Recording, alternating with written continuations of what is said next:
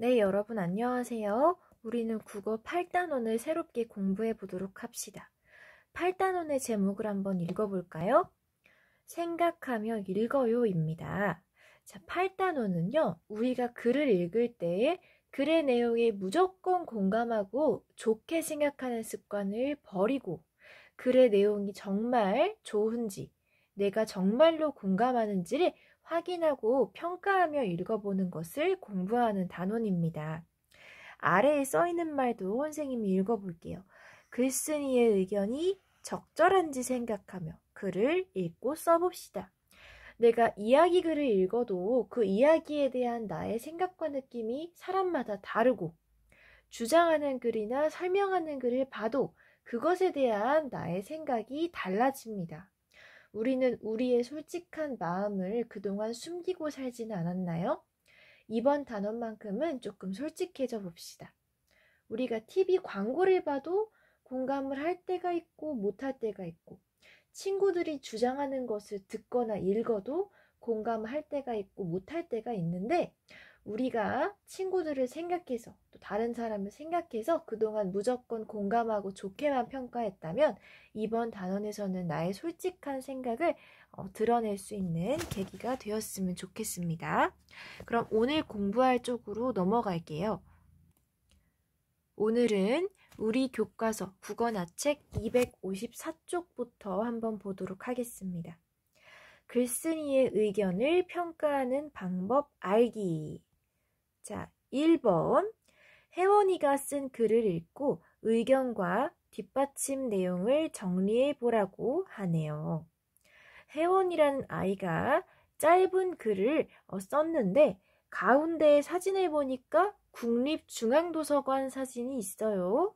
선생님도 안 가본 도서관인데 왜 이 도서관 사진을 여기다가 박아놨을까?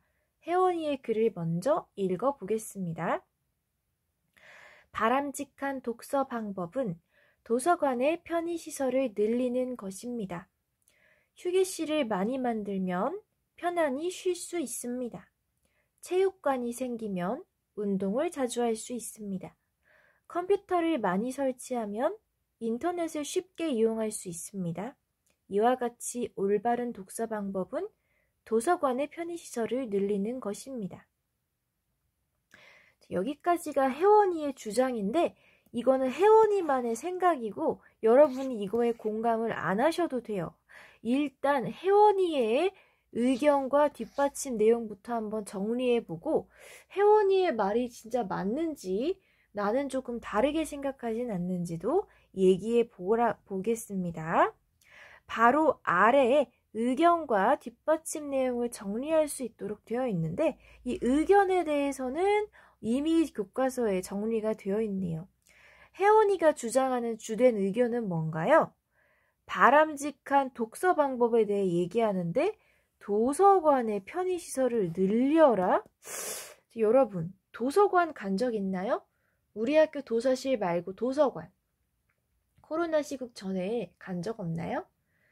여러분 동네 근처에도 도서관이 있는 것 같던데 자, 도서관에 가보면 보통 여러분이 사는 그 동네, 마을에서 운영하는 도서관들이 있고 또 부천시에서 우선 운영하는 도서관도 있고 나라에서 운영하는 도서관 요런 데 사설도서관 말고 나라에서 운영하는 도서관에 보통 많이 다니죠. 가보면 자료검색실이라고 해서 컴퓨터 막 쓸 수 있는 것도 있고 어린이 책만 가득 있는 어린이 도서관도 있고 뉴스, 신문 같은 거 볼 수 있는 곳도 따로 있고 잡지 코너도 있고 또 휴게실도 있고 뭐 매점도 있을 수 있어요. 도서관 안에 여러 가지 시설이 있기는 있는데 여러분 독서 방법, 책을 읽는 좋은 습관이 편의시설이 좋다고 해서 같이 길러지나요? 선생님은 사실 잘 모르겠어요. 도서관에서 책을 읽으려면 책과 관련된 뭔가 방법이 제시돼야 되는데 혜원이는 책에 대한 생각 말고 뭐 체육관이라든지 컴퓨터라든지 뭐 이런 다른 얘기를 좀 하는 것 같아요. 자, 혜원이는 자기가 바람직한 독서 방법에 대해 이야기한다고 해놓고는 책과는 관련 없는 다른 걸 이야기합니다. 뭘 얘기하고 있죠? 위에서 한번 찾아볼게요. 뭘 얘기하나요? 휴게실, 체육관, 컴퓨터 차례대로 한번 써볼 텐데요. 문장으로 다 쓰면 좋지만 문장으로 다 쓰기 어려우면 주요 낱말만 적어봅니다. 혜원이가 말한 첫 번째 뭐예요? 휴게실을 많이 만들면 편안히 쉴 수 있다고 했습니다. 자, 다 적기 어려운 친구는 초록색 글자만 적어보시고 다 적을 친구들은 검정 글자까지 적어보세요. 휴게실을 많이 만들면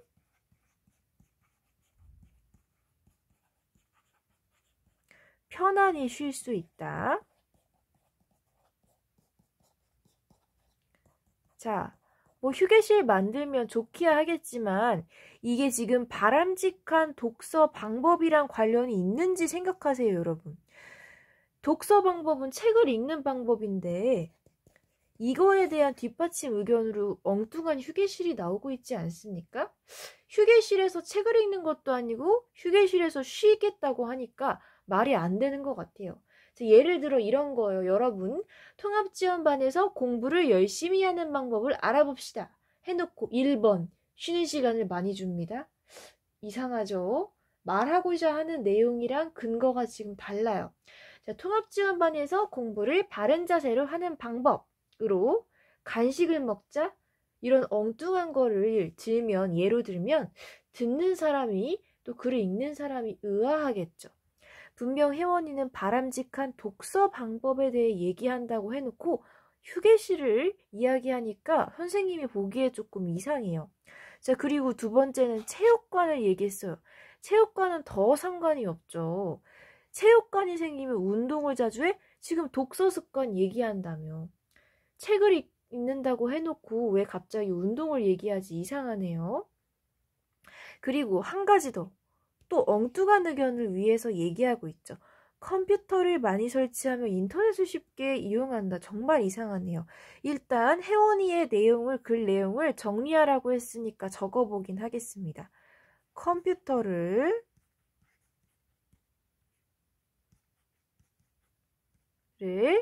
많이 설치하면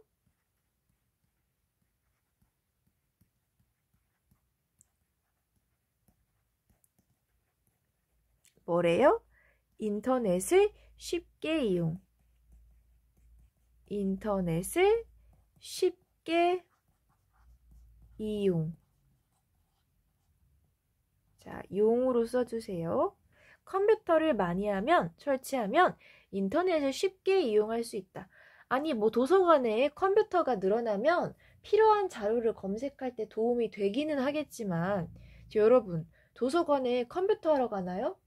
책 빌리고 책 읽으러 가는 거 아닌가요? 그쵸? 이 글의 의도랑 글을 쓴 이유랑은 상관이 없어 보입니다. 자, 휴게실을 많이 만들면 편안히 쉴 수 있다.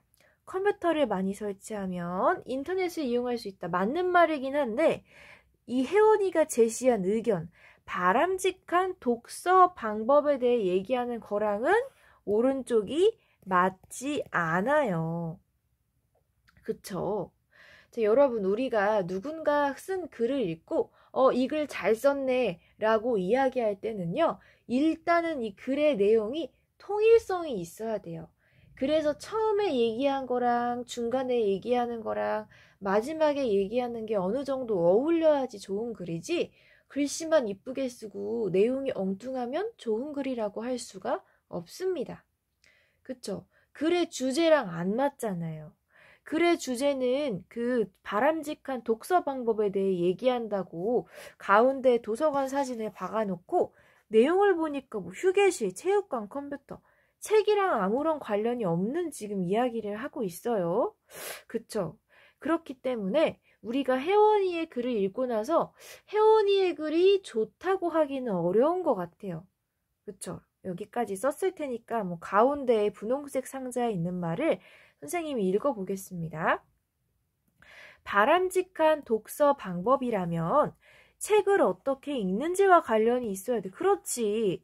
혜원이가 바람직한 독서 방법에 대해 얘기를 한다고 했으면 책을 어떻게 읽는지, 뭐 예를 들어 처음에 목차를 읽는다거나, 뭐 중요한 내용의 첫 문장과 마지막 문장을 읽는다거나, 이런 좀 이 글을 읽을 때 도움이 되는 얘기를 해줬어야 맞는데, 전혀 엉뚱한 체육관, 도서관에 있는 뭐 컴퓨터실, 이런 엉뚱한 얘기를 하기 때문에 전혀 공감이 가지도 않고 좋은 글이라고 추천하기도 어려울 것 같습니다. 그쵸? 자, 이렇게 우리가 이번 단원에서는 다른 사람이 쓴 글을 무조건 잘 썼어, 좋아, 굿 칭찬하는 게 아니라 이거는 조금 이상한데? 이거는 조금 수정해야겠는데? 싶은 것들을 찾는 연습을 하겠습니다. 알겠죠? 자, 그러면은 이제 255쪽으로 넘어와 볼게요. 우리가 방금 얘기한 내용을 여기에 정리하면 되겠네요. 혜원이의 의견과 바람직한 독서 방법이 관련이 있는지 판단해 봅시다. 우리는 아까 위에서 관련이 있다고 했어요? 없다고 했어요? 관련이 거의 없죠. 전혀 없다고 판단을 했습니다. 자, 여러분 여기에 판단하는 그 정도를 쌍동그라미 또는 동그라미 또는 세모로 한번 표시해 보세요. 나는 그래도 조금은 관련이 있는 것 같다 라고 생각할 수도 있고, 저는 관련이 1도 없어 보여요 라고 생각할 수도 있습니다. 자, 여러분은 어떻게 생각하시나요? 자, 선생님이 보기에는 진짜 관련이 없어 보이는데요. 선생님은 당당하게 관련 없어요 땡 해보겠습니다. 자, 왜요? 바람직한 독서 방법이면 뭐랑 관련이 있어야 돼요? 책을 읽는 방법이나 책을 읽는 태도에 대해서 이야기를 해야 되는데 전혀 상관없는 내용만 하고 있잖아요. 그쵸? 선생님 여기 써보겠습니다. 역시 중요한 낱말은 선생님이 이번에 연두색으로 써볼 테니까 다 적기 어려운 친구들을 연두색으로 쓰셔도 됩니다. 연두색 말만 쓰셔도 됩니다. 자, 바람직한 독서 방법은 뭘 얘기해야 돼요? 책을 읽는 방법. 책 읽는 방법이나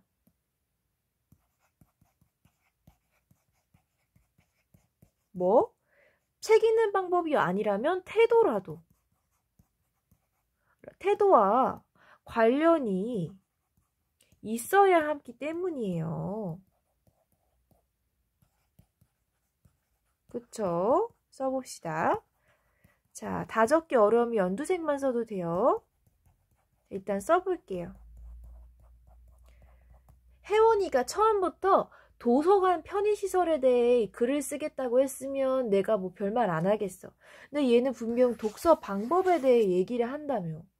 그렇기 때문에 요거랑 관련이 있는 글을 쓰려면 무슨 내용이 꼭 들어가야 돼요? 책 읽는 방법이나 태도, 적어도 책이랑 관련이 있어야지. 근데 혜원이는 책에 대한 언급은 없죠. 뭐 컴퓨터실이랑 운동 얘기를 하고 있어. 그치? 말도 안 되지. 우리가 글의 주제를 괜히 정하는 게 아니에요. 내가 이러한 주제로 글을 쓰겠습니다 라고 정하면요. 왜 정해요? 글을 읽는 사람이 참고하라고. 글을 읽는 사람에게 나 이러이런 주제로 글 쓸 거니까 읽어봐 주세요 라고 얘기를 하고, 그런 글을 읽는 사람들이 기대를 하잖아요. 아, 얘가 이 주제로 글을 쓴대. 그럼 그런 기대감을 안고 글을 읽었는데 엉뚱한 소리를 하고 있으면 얘 글 못 쓰네 라고 생각을 하겠죠. 예를 들어 통합지원반 선생님이 우리 친구들한테 클래스팅 알림장을 쓰는데, 자, 여러분 선생님이 클래스팅에 원격 수업 관련된 얘기 쓸 테니까 꼭 읽어오세요 라고 얘기를 했어. 자, 그래서 친구들이 클래스팅에 열어봤더니 수업에 대한 얘기는 하나도 없고 체험학습 얘기만 가득해. 자, 그럼 여러분은 원격 수업하는데 도움이 될까요? 안 되겠죠. 여러분이 기대한 내용이 아니니까. 자, 그쵸? 혜원이의 경우에도 마찬가지예요. 자, 혜원이가 글의 제목을 바람직한 독서 방법이라고 붙여놨어요. 자, 그래서 사람들이 나도 책을 읽는 습관을 좀 바로잡고 싶으니까 혜원이의 글을 읽어야지 라고 기대를 했는데 막상 읽어보니까 도서관의 편의시설만 얘기하고 있어. 그러면 굉장히 실망스럽고 이해가 안 될 겁니다. 그쵸? 혜원이의 글이 왜 잘못되었는지를 우리가 지금 평가했습니다. 왜 잘못됐어요? 주제랑 관련이 없기 때문에 잘못되었다고 이야기를 했습니다. 자, 뭐라고요? 주제와 관련이 없기 때문에. 그쵸?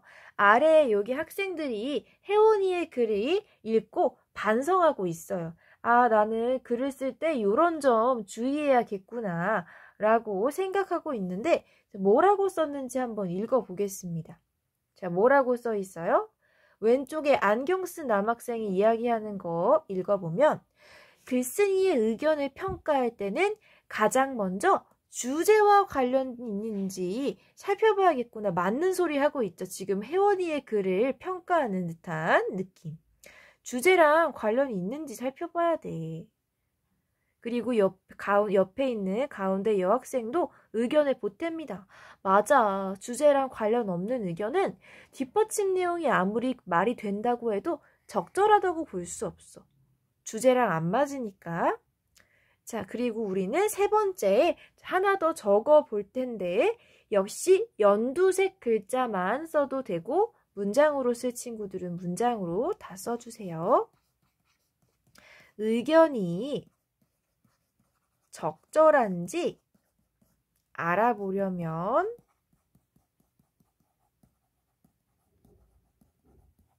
어떻게 해야 되나요? 주제와 얼마나 관련 있는지, 주제와 얼마나 관련 있는지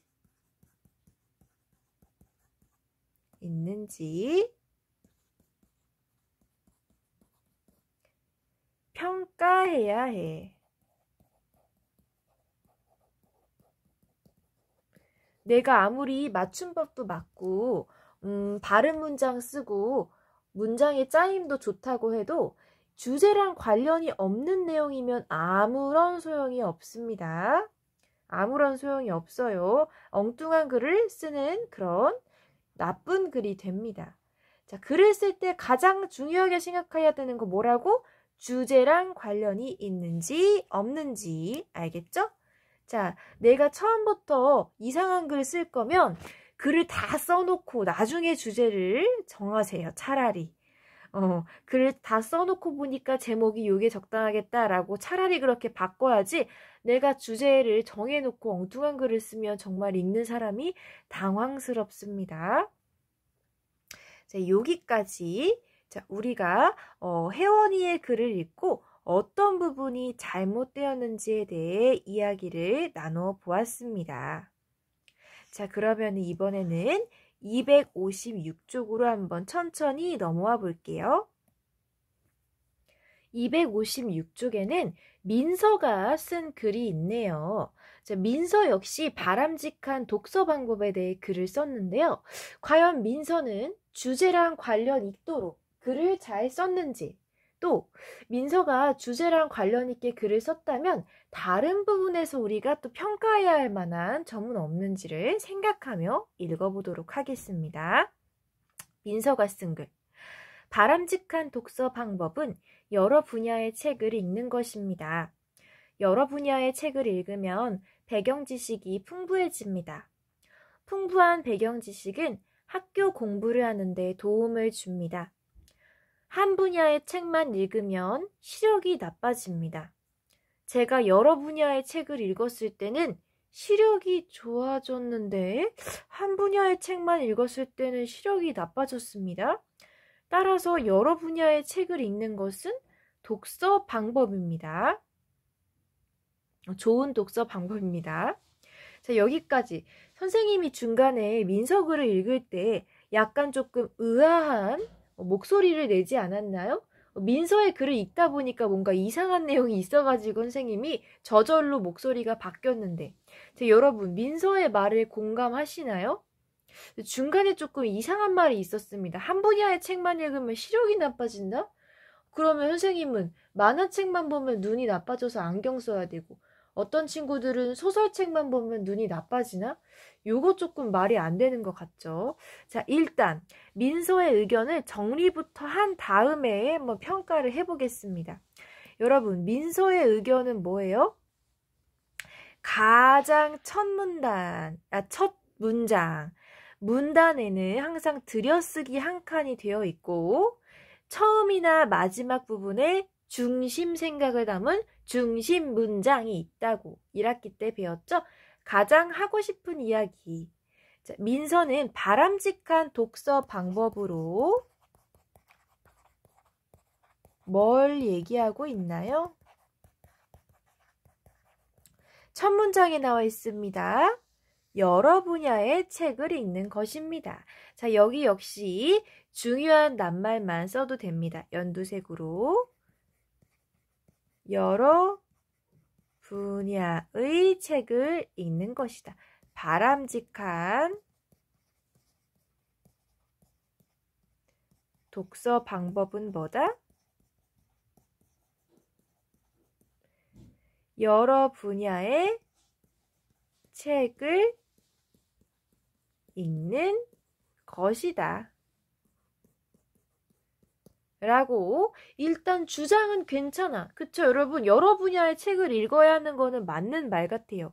우리가 만화 좋아한다고 만화책만 읽거나 나는 과학 좋다고 과학책만 읽거나 나는 소설 좋아한다고 소설책만 읽는 거는 좋은 습관이 아니고 사람이 이 책도 읽고 저 책도 읽고 여러 가지 분야의 책을 읽는 게 바른 독서 방법인 것은 맞아요. 즉 민서는 주제와 관련 있도록 글을 쓰기는 했죠. 주제랑은 관련이 있는 것 같아. 자, 그런데 선생님이 중간에 이상하다고 했던 부분. 한 분야의 책을 읽으면 시력이 나빠진다? 시력이 나빠진다는 건 이제 안경을 써야 된다는 건데 무슨 책에 마술이 걸려있는 것도 아니고 내가 만화책만 읽으면 뭐 눈이 안 좋아지고 소설책을 읽으면 눈이 좋아지고 이런가? 중간에 말도 안 되는 소리가 들어있다는 게 이 민지 글의 문제점입니다. 주제랑 맞는 이야기를 하고 있긴 한데 내용이 뭔가 이상하죠.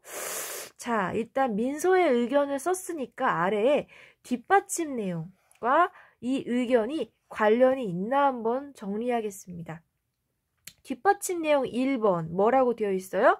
풍부한 배경 지식은 학교 공부를 하는데 도움을 줍니다. 자, 풍부한 배경 지식은 학교 공부를 하는데 도움을 줍니다라고 되어 있고 두 번째는 한 분야의 책만 읽으면 시력이 나빠진다? 자, 웃기죠? 한 분야의 책만 읽으면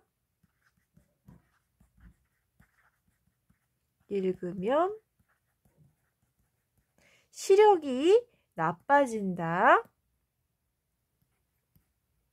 글자가 잘려서 조금 확대를 시킬게요. 자, 뒷받침 내용 두 번째 뭐였죠? 한 분야의 책만 읽으면 시력이 나빠진다.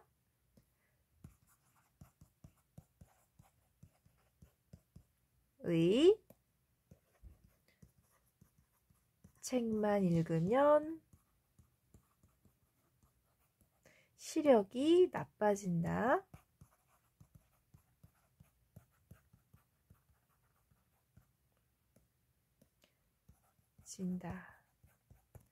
자, 일단 정리를 해놓고 이 의견이 적절한지 한번 평가를 해보겠습니다. 자, 이 의견은요, 주제랑은 관련이 있는데 의견과 뒷받침 내용이 관련 있는지를 지금 평가하는 거예요. 의견은 뭐였어요? 뭐였죠? 의견은 바른 독서 방법은 여러 분야의 책을 읽는 것이다 라고 했는데 뒷받침 내용 1번, 2번이 따로따로예요. 1번 배경 지식이 풍부해져서 공부에 도움이 된다. 자, 여러 분야의 책을 읽으면 배경 지식이 풍부해져서 공부에 도움이 된다. 자, 이거는 맞다, 틀리다? 자, 여러 가지 책을 읽으면 여러 가지 지식을 얻게 돼서 공부에 도움이 된다. 맞는 말이죠. 그쵸? 예. 그렇죠. 배경 지식이 풍부해져요. 배경 지식이란 내가 알고 있는 것들을 말합니다. 내가 이런 책도 읽고 저런 책도 읽고 과학책, 사회책, 뭐 도덕책뿐만 아니라 소설책, 만화책을 읽으면 아는 것이 많아지죠. 요거는 맞아. 내가 내세운 의견이랑 내 뒷받침 내용이랑 어울리기 때문에 맞아요. 그런데 문제가 됐던 건 두 번째죠. 시력이 나빠진다? 요거는 아니지.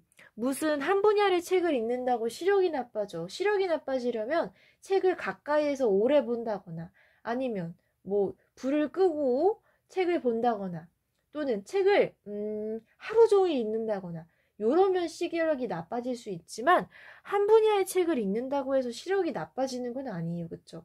그 책에 뭐 마술이 걸려있는 것도 아니고 요거는 당당히 아니오에 체크를 해주세요. 자, 그러면 민서의 글의 문제점이 보이시나요? 일단 주제랑은 관련이 있는데 의견과 뒷받침 내용 사이의 관계를 봤을 때 두 번째 거는 관련이 없더라 라는 게 우리의 판단입니다. 자, 다시 민서는 주제와는 관련이 있어. 요거는 잘했어. 근데 의견과 뒷받침 내용 사이에 관련 없는 게 있었어. 그래서 하트가 깨집니다. 띠로리. 관련 없는 게 하나 있었어. 뭐예요? 시력에 대해 얘기한 거요. 자, 여러 가지 분야의 책을 읽으면 좋다고 해놓고 이 뒷받침 내용으로 시력을 언급하니까 이게 무슨 말이야. 여러 분야 책을 읽으면 시력이 좋아지고 한 분야를 읽으면 시력이 나빠진다고? 이런 관련 없는 이야기를 뜬금없이 해버려서 순식간에 이 글에 대한 믿음이 확 떨어졌습니다. 아무리 주제랑 어울린다고 해도 의견과 뒷받침 내용이 어울리는지도 봐야겠구나 라는 중요한 사실을 알게 해주죠. 아래 이 말풍선 친구들의 얘기 한번 보겠습니다.